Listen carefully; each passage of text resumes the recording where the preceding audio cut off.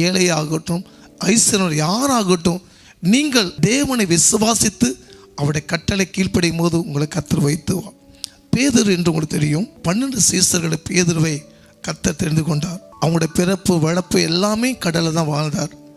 ஒரு நாள் பேதுரு படகுல போய் இரவு முழுசும் தன் வலையை விரிச்சார். காலையில் வைக்கும் அகப்படாதபடி வெறும் வலையோடு திரும்பி வந்தார்.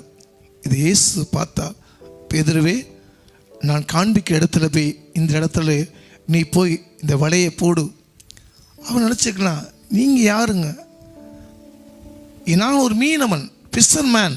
எனக்கு எங்கே ஆழம் இருக்குது, எங்கே மீனுக்கு எனக்கு தெரியும். எனக்கு தெரியாத நீங்கள் கற்றுக் கொடுத்தீங்க சொல்லி இயேசுவை பரியாசம் பண்ணியிருக்க முடியும். ஆனால் வார்த்தை கீழ்ப்படிஞ்சவனை அற்புதம் பெற்றுக்கொண்டார். தேவனால் கூடாத காரியம் ஒன்றுமில்லை. கர்த்தர் உங்களை கொடுத்து ஒரு தரிசனம் வைத்திருக்கிறார்னா அதை அப்படி நிச்சயமாக செய்து முடிப்பான். கர்த்தரை தேடுவதற்கோ ஒரு நன்மையும் குறைபடாது. நிச்சயமாக உன் குறைவெல்லாம் கிறிஸ்து இயேசுவுக்குள் மகிமையினால் நிறைவேற்றி கொடுப்பான். இந்த குண அதிசயங்கள் மாற்றினாதான் இந்த அற்புதங்களை நம்ம என்ன செய்யணும், பெற்றுக்கொள்ள முடியும். நீ விசுவாசித்தா தேவனுடைய மகிமை காண்பாய்.